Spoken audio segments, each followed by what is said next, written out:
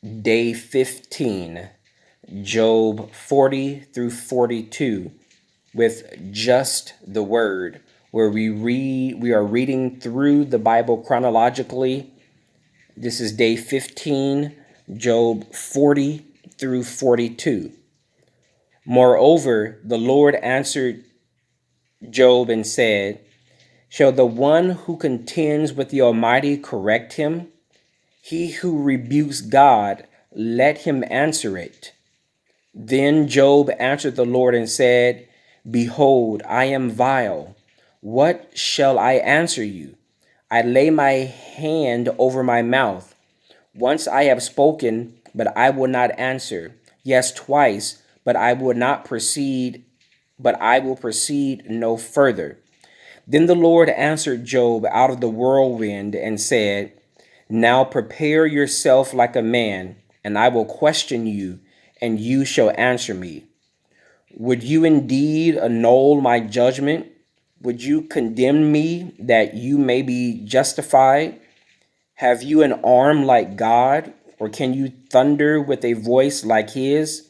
Then adorn yourself with majesty and splendor, and array yourself with glory and beauty. Disperse the rage of your wrath. Look on everyone who is proud and humble him. Look on everyone who is proud and bring him low. Tread down the wicked in their place.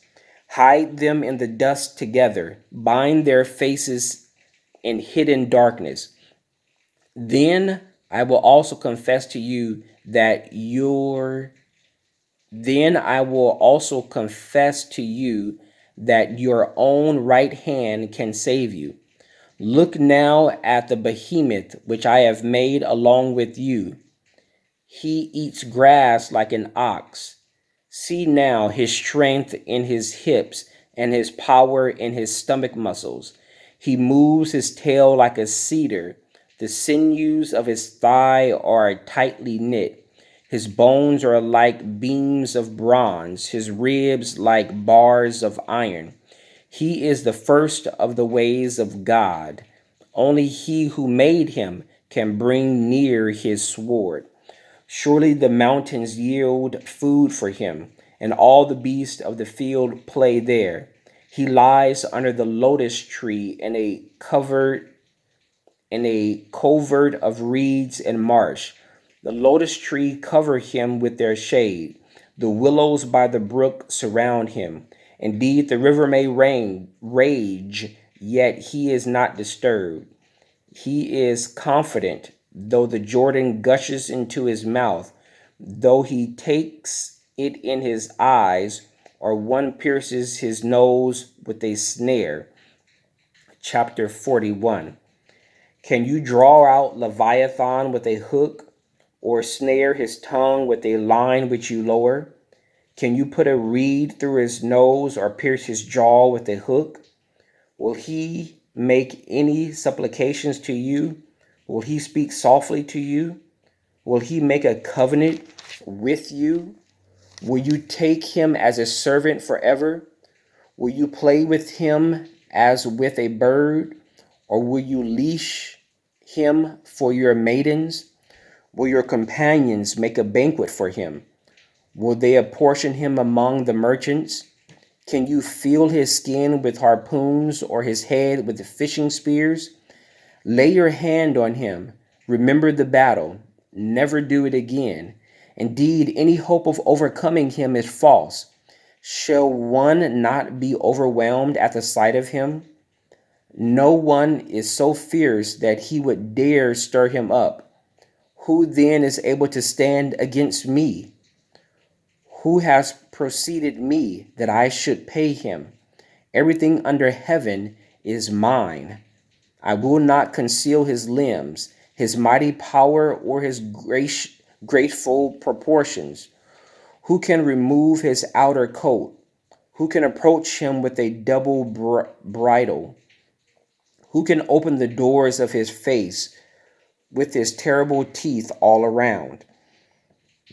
His rows of scales are his pride, shut up tightly with a seal.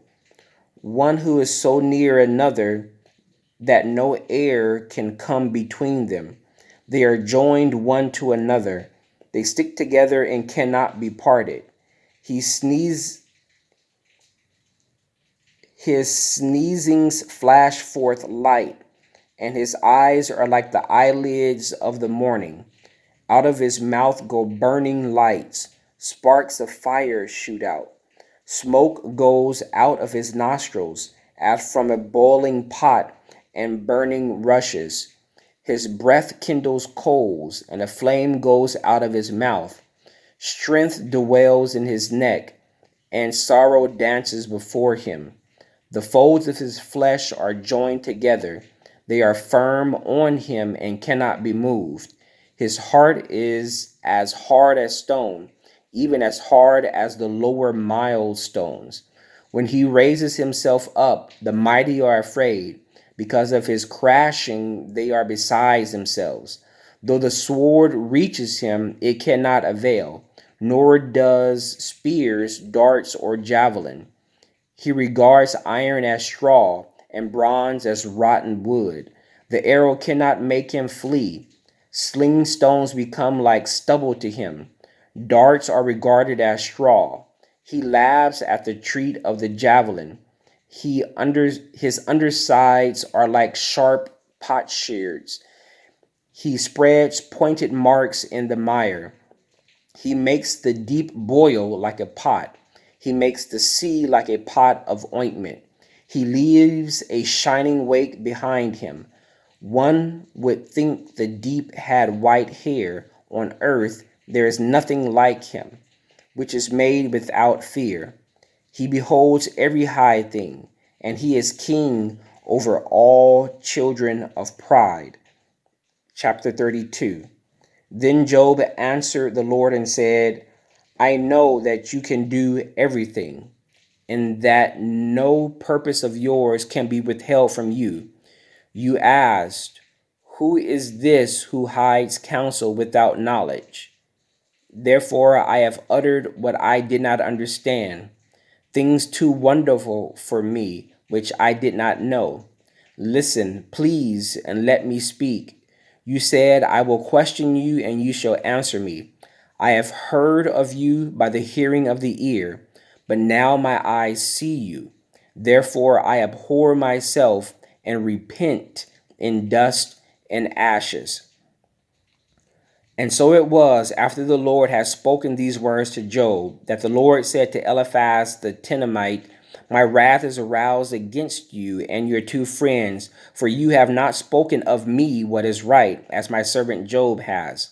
Now therefore take for yourselves 7 bulls and 7 rams, go to my servant Job, and offer up for yourselves a burnt offering. And my servant Job shall pray for you, for I will accept him, lest I deal with you according to your folly, because you have not spoken of me what is right, as my servant Job has.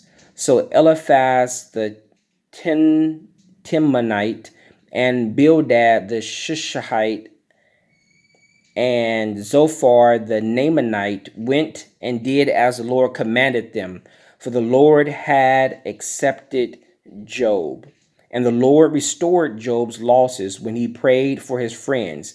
Indeed, the Lord gave Job twice as much as he had before. Then all his brothers and all his sisters and all those who had been his acquaintances before came to him and ate food with him in his house. And they consoled him and comforted him for all the adversity that the Lord had brought upon him. Each one gave him a piece of silver and each a ring of gold. But the Lord blessed the latter days of Job more than his beginning. For he had 14,000 sheep, 6,000 camels, 1,000 yoke of oxen, and 1,000 female goats. He also had 7 sons and 3 daughters.